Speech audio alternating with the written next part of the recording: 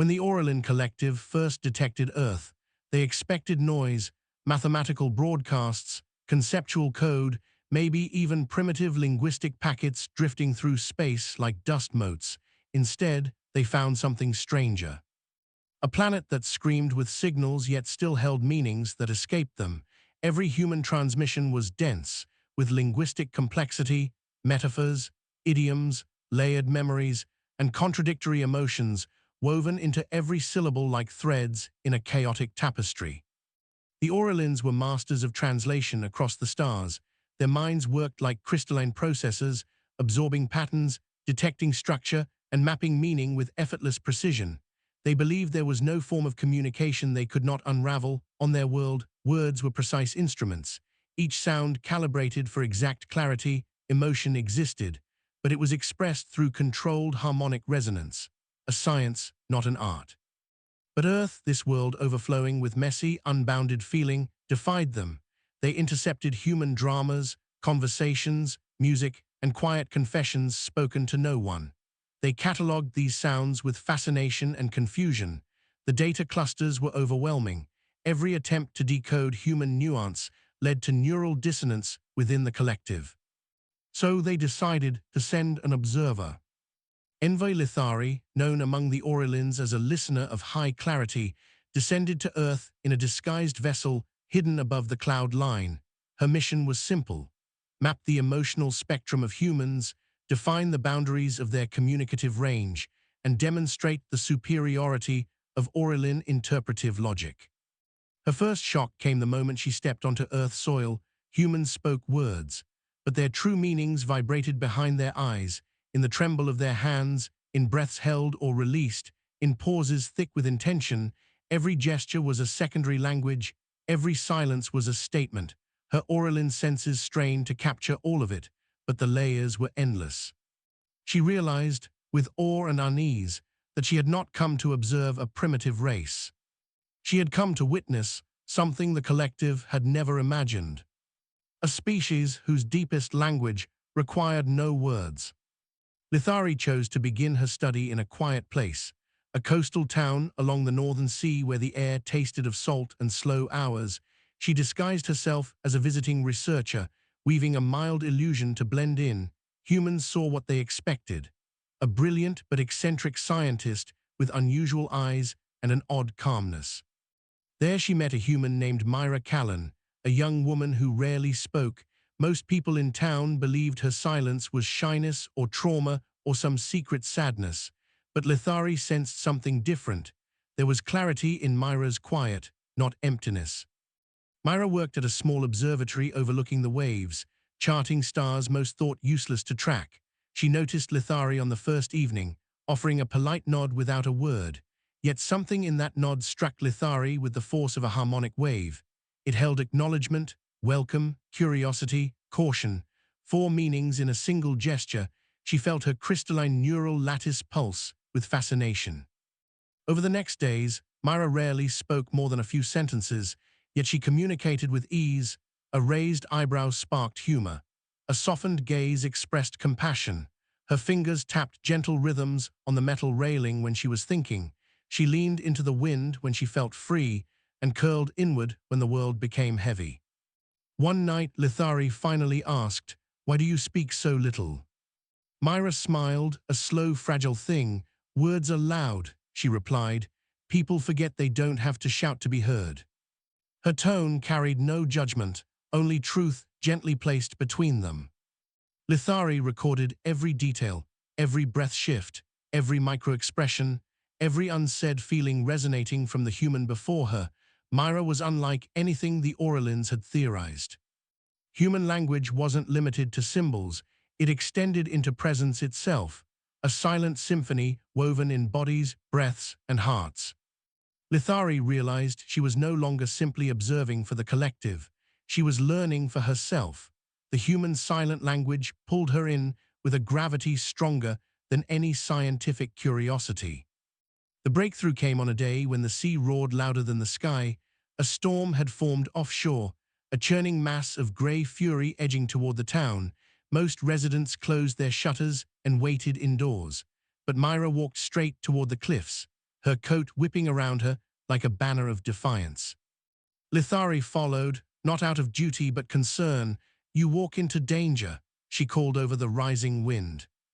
Myra stopped at the cliff edge, staring at the waves slamming into rock. Her silence was different now, heavy, sharp, carrying sorrow that vibrated against Lithari's senses with painful intensity. "This place, it's where I used to come with my brother," Myra finally said. "He was louder than me, brighter than me. He spoke for the both of us." The way she said was, not is, told Lithari everything. Humans mourned in layers, not a single note of grief, but whole chords of memory and longing. "Your silence now is not the silence you began with," Lithari observed gently. Myra blinked, rain mixing with tears she didn't bother to wipe away. Silence changes, just like voices do. The storm howled around them, but Myra's quiet pierced deeper than any thunder. Lithari felt emotions, foreign, raw, unindexed, pulse within her crystalline mind. Humans did not separate emotion from communication. They fused them, inseparable, unfiltered. Myra's grief radiated like a frequency the Auralins had no translation for. It wasn't merely sadness.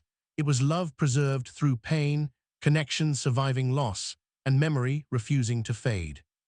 Lithari realized the collective would never understand this through recordings alone. They lacked a concept for emotional paradox, how humans could hurt and heal in the same breath, how silence could carry 1,000 meanings without a single word spoken. A tear slipped down Myra's cheek, and without thinking, Lithari placed a steady hand on her shoulder. Myra leaned into the contact, not seeking comfort but sharing it. Silence between them deepened, not empty but full. Lithari had never felt anything like it.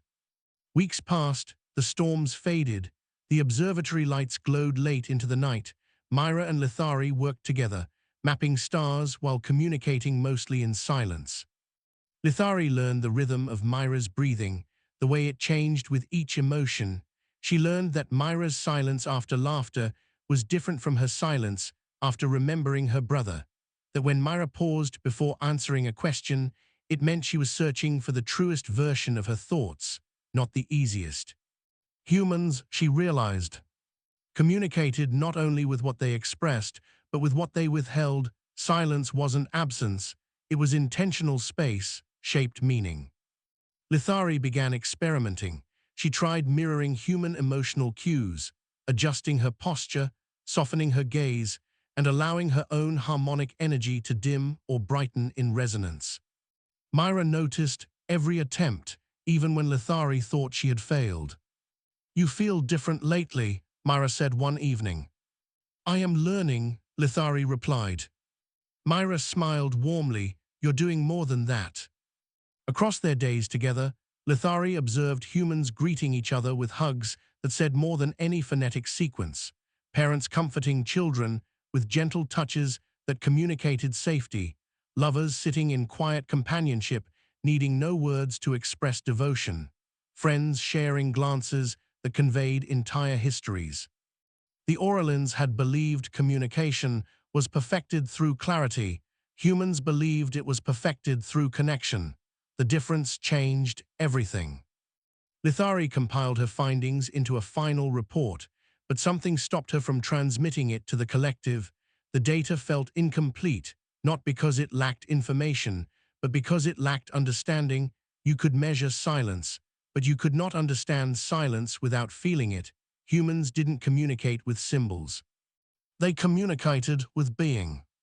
Myra's presence beside her made the truth shine like a star whose light reached across millennia. The day finally came when Lithari's time on Earth was ending. Her vessel hovered above the clouds, ready to return her to the collective. She stood on the cliff where she first felt Myra's unspoken grief. The waves crashed below, repeating eternal patterns. Myra joined her quietly, their shoulders almost touching. "You're leaving," Myra said, not asking but acknowledging. "I must return," Lithari replied, "but I do not wish to." "Why not?" Myra asked gently. "Because I have learned more from your silence than from any sound in the galaxy," Lithari confessed, "and I fear the collective is not yet ready to understand what I now feel. Myra considered this, then stepped closer. You don't have to explain everything to them. Sometimes the truth begins in silence. Lithari felt the weight of that wisdom settle within her. Myra reached out and took Lithari's hand, brief but grounding. You understand us now, not perfectly, but deeply, Myra said. Maybe that's enough to begin. Lithari looked at the human who had taught her a language without dictionary or syntax, a language spoken through presence, empathy, and unguarded heart. She realized that the collective didn't need data. They needed the experience of what humans carried inside them, an understanding formed not through translation, but through connection. When I return, Lithari said softly, I will tell them this. She paused, letting silence fill the space between her words like sunlight. That humanity speaks a silent language made not of sound, but of feeling. That emotion is not an error in communication, but its purest form. That silence is not emptiness, but depth. And that there exists, on a small blue world, a species who has mastered a language beyond words. Myra smiled, a real warm smile that reached her eyes. Then you'll tell them the truth. Lithari squeezed her hand gently. No, she corrected, I will show them. For the first time in her life, Lithari understood the meaning of an unspoken farewell. It was not goodbye, it was gratitude, connection, promise. As she rose into the sky, leaving Earth's atmosphere behind, she carried no recordings, no analytical breakdowns, no linguistic diagrams. She carried only a silent language written in her memory by a human who hardly spoke, a language the stars themselves seemed to recognize as she passed among them. And as the Aurelians awaited her report, Lithari prepared to give them something far more powerful than sound. She would teach them how to listen not with the mind, but with the heart. For humanity's greatest language was not spoken. It was felt, and it had changed her forever.